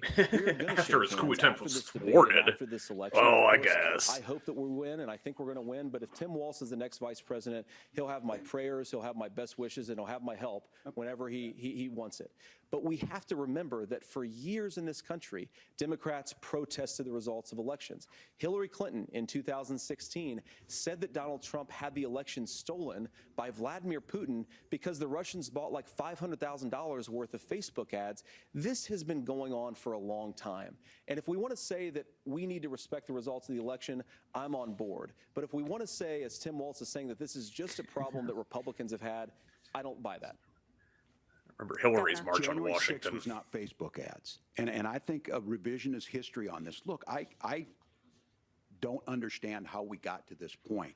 But the issue was that happened. Donald Trump can do it. And all of us say there's no place for this. It has massive repercussions. This idea that there's censorship to stop people from threatening to kill someone, threatening to do something, that's not censorship. Censorship is book banning. We've seen that. We've seen that brought up. I just think for everyone tonight, and I'm going to thank Senator Vance, I think this is the conversation they want to hear. And I think there's a lot of agreement. But this is one that we are miles apart on. This was a threat to our democracy in a way that we had not seen. And it manifested itself because of Donald Trump's inability to say. He is still saying he didn't lose the election. I would just ask that. Did he lose the 2020 election? Tim, I'm focused on the future. Did He can't even say it. Speaking their mind in the wake of the 2020 COVID situation? He said if I say he lost, he'll give me a It's a spanking. damning non-answer for you to not talk about censorship. Obviously, Donald Trump and I think that there were problems in 2020. We've talked about it. Spanking I'm happy to goes talk about for it little further, bottoms but like you him. guys attack us for not believing in democracy. The most sacred right under the United States democracy is the First Amendment. You yourself have said there's no First Amendment right to misinformation. Kamala Harris wants to use the power of government and big tech to silence people from speaking their minds. That is a threat to democracy that will long outlive this present political moment. I would like Democrats and Republicans to both reject censorship. Let's persuade one another. Let's argue about ideas, and then let's come together afterwards. You can't yell fire in a crowded theater. That's the test. That's the Supreme Court test. Tim, fire in a crowded theater. You guys wanted to kick people off of Facebook for saying that toddlers shouldn't Senator, wear the masks. governor does That's have the not floor. Fire in a crowded theater. That is criticizing the policies of the government, which is the right of every American. Senator, the governor does have the floor for 1 minute to respond to you. Yeah, well, I don't run Facebook. What I do know is I see a candidate out there who refused, and now again, and this I'm pretty shocked by this. He lost the election. This is not a debate. It's not anything anywhere other than in Donald Trump's world. Because look, when Mike Pence made that decision to certify that election, that's why Mike Pence is on the stage. What I'm concerned about is, where is the firewall with Donald Trump? Where is the firewall if he knows he could do anything, including taking an election, and his vice president's not going to stand to it? That's what we're asking you, America. Will you stand up? Will you keep your oath of office, even if the president doesn't? And I think Kamala Harris would agree. She wouldn't have picked me if she didn't think I would do that, because of course that's what we would do. So America, I think you've got a really clear choice on this election of who's going to honor that democracy and who's going to honor Donald Trump. Governor, your time is up. Thank you, gentlemen. We will be right back with both of our candidates. The CBS News Vice Presidential Debate continues. They're gonna give us the late last commercial break, and the last stretch home when we come back here with the closing statements and whatnot, I imagine. Well, what do we think about that segment there? Real quick review here while we are in commercial break. You know, Vance kind of put his foot in his mouth. He did exactly what he wasn't supposed to be there for, was not to be an idiot. Once he just completely ignored the question, did Donald Trump lose? No. Yeah. It's over for I him. want to talk about the future. Let's talk about the future. The past did not happen. It literally would have taken 2 seconds to say, yes, he lost. End of question. And even Trump's gone and sort of admitted it lately. Now he's saying he lost by a whisker. We need to get rid of the Electoral College. It'd be so much clearer that every Republican over the last, any Republican in my lifetime would have lost. They haven't won the Electoral College. Sorry, they haven't won the popular vote since 2004, and that was Bush in the middle of war, right? With the wartime president feels and all that. And even then, he barely scraped by. There were shenanigans in Ohio in that election. And before that, it was his daddy in 1988. They're not popular. They haven't been popular. This attempted coup at the end of 2020 is just like the last straw. Like, what else can we do our policies are unpopular. We keep trying voter suppression and purging voter rolls and, voter ID and gerrymandering and every other thing in the world to make it harder for people to vote and make it so their votes don't count. And, they still lose. And they're like, well, what else do you have left to throw at the board? We have to get through our heads to say gerrymandering, electioneering, keeping people from voting, the electoral college is all DEI for middle-aged white men. Yeah, it's leftover DEI for slaveholders. That's what all of these things were originally.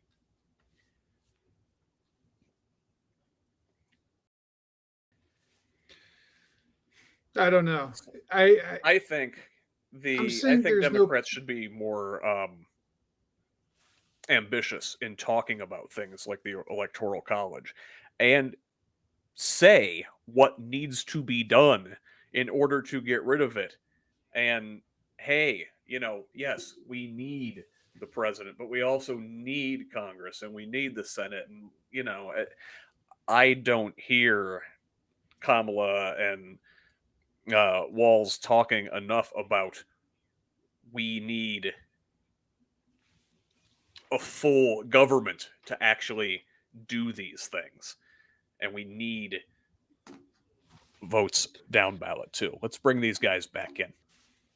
Vice presidential debate. It is now time for the closing statement. Senator Vance won the virtual coin toss and elected to go last. So, Governor Walz, you are first. You have 2 minutes. Well, thank you, Senator Vance. Thank you to CBS News. And most importantly, thank you to all of you. If you're still up and the folks who miss Dancing with Our Stars, I appreciate it. But look, the support of the democracy, it matters that you're here. And I'm as surprised as anybody of this coalition that Kamala Harris has built, from Bernie Sanders to Dick Cheney to Taylor Swift, and a whole bunch of folks in between there. And they don't all agree on everything, but they are truly optimistic people. They believe in a positive future of this country and one where our politics can be better than it is. And I have to tell you, that better than it is the sense of optimism that there can be an opportunity economy that works for everyone, not just to get by, but to get ahead. And the idea that freedom really means something. Not the freedom of government to be in your bedroom or exam room, but the freedom for you to make choices about yourself. Now, look, we all know who Donald Trump is. He's told us, and as Maya Angelou said, believe him when he told you that. His first inaugural address talked about American carnage, and then he spent 4 years trying to maybe do that. Senator Vance tonight made it clear he will stand with Donald Trump's agenda. He will continue to push down that road. Excuse me. Kneel for Donald Trump's agenda. Kamala Harris gives us a different option. Now, I'll have to tell you, I'm going to be careful about the quotes, but there's one that Senator Vance said that does resonate with me. He said, Donald Trump makes the people I care about afraid. A lot of America feels that way. We don't need to be afraid. Franklin Roosevelt was right. All we have to fear is fear itself. Kamala Harris is bringing us a new way forward. She's bringing us a politics of joy. She's bringing real solutions for the middle class, and she's centering you at the heart of that. All the while asking everyone, join this movement, make your voices heard. Let's look for a new day where everybody gets that opportunity and everybody gets a chance to thrive. I humbly ask for your vote on November 5th for Kamala Harris. Governor Walz, thank you. Senator Vance, your closing statement. Well, I want to thank Governor Walz, you folks at CBS, and of course the American people for tuning in this evening. And one of the issues we didn't talk about was energy. And I remember when I was being raised by my grandmother, when she didn't have enough money to turn on the heat some nights because Ohio gets pretty cold at night and because money was often very tight. And I believe, as a person who wants to be your next vice president, that we are a rich and prosperous enough country where every American, whether they're rich or poor, ought to be able to turn on their heat in the middle of a cold winter night. That's gotten more difficult thanks to Kamala Harris's energy policies. I believe that whether you're rich or poor, you ought to be able to afford a nice meal for your family. That's gotten harder because of Kamala Harris's policies. I believe that whether you're rich or poor, you ought to be able to afford to buy a house. You ought to be able to live in safe neighborhoods. You ought to not have your communities flooded with fentanyl. And that, too, has gotten harder with because of Kamala Harris's policies.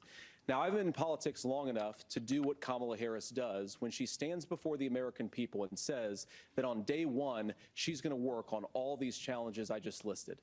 She's been the vice president for 3.5 years. Day one was 1,400 days ago, and her policies have made these problems worse. Do they know what a vice president Now, I believe does? that we have the most beautiful country in the world. I meet people on the campaign trail who can't afford Why hasn't food, she fixed all the but thing, have even though the she's grace powerless? and generosity to ask me how I'm doing and to tell me they're praying for my family. What that has taught me is that we have the greatest country, the most beautiful country, the most incredible people anywhere in the world. But they're not going to be able to achieve their full dreams with the broken leadership that we have in Washington. They're not going to be able to live their American dream if we do the same thing that we've been doing for the last 3.5 years.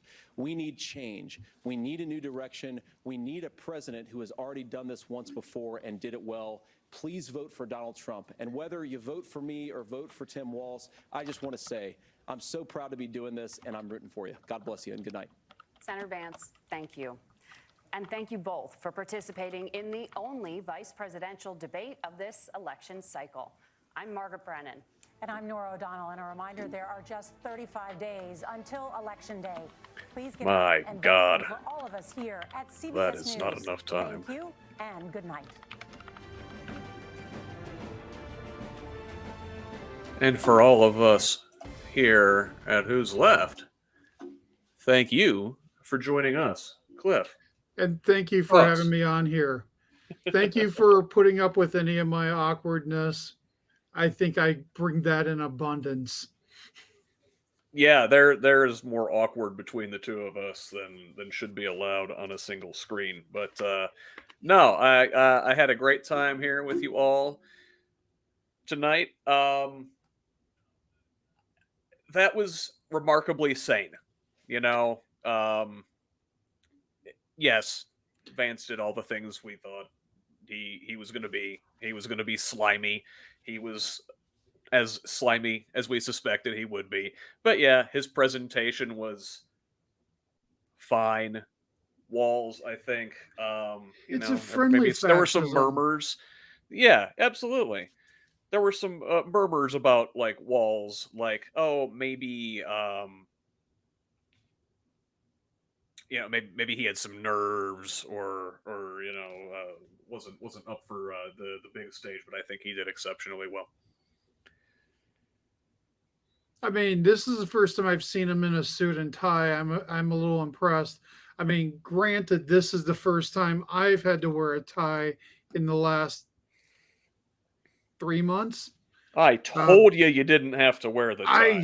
I did not take it off from this morning before you asked me. And for I people was who trying to don't, get Cliff to roll with the Pat McAfee wife beater look. I thought we were going to go with the Andre the Giant one strapper. Yeah, the singlet. Yes. Well, I'll tell you what. Let's do this again sometime, and I'll wear the wife beater, and you can wear the singlet. Thank you. It's what the people want to see. Unfortunately, they get us, and they get us. I don't know what's going on with that. Excellent. I am not going to do a ton of post-debate coverage here. I am moving on down the line. I'm going to go hang out with Jared Yates Sexton and Nick Hauselman over at the Muckrake Political Podcast for their post-debate coverage. That is a premium subscription, but I could not recommend them more highly. I'm gonna go check out their post-debate coverage, but no big surprises here. You know, VP, they just had to not completely fall down, and I think both of them did what they needed to do for their respective candidates. For the most part, yes. Yes. Well, Cliff, sir, I could not appreciate this more. It was a great time, and I had a lot of Let's fun. get together soon. Next time I'm down in Bloomington. Yes, absolutely. Yeah, you don't come down here and not let me know you're going to be in the area. With that, you have an awesome night. Thank you all for being here, and thank you guys for the amazing chat that I've been trying to keep up with. So thank you. Yeah, it was great. Thank you, everybody. Appreciate y'all. Bye. And hey, see some of you tomorrow, 7 o'clock. Jennifer McCormick, Mike Braun, right here. See you back then. Bye.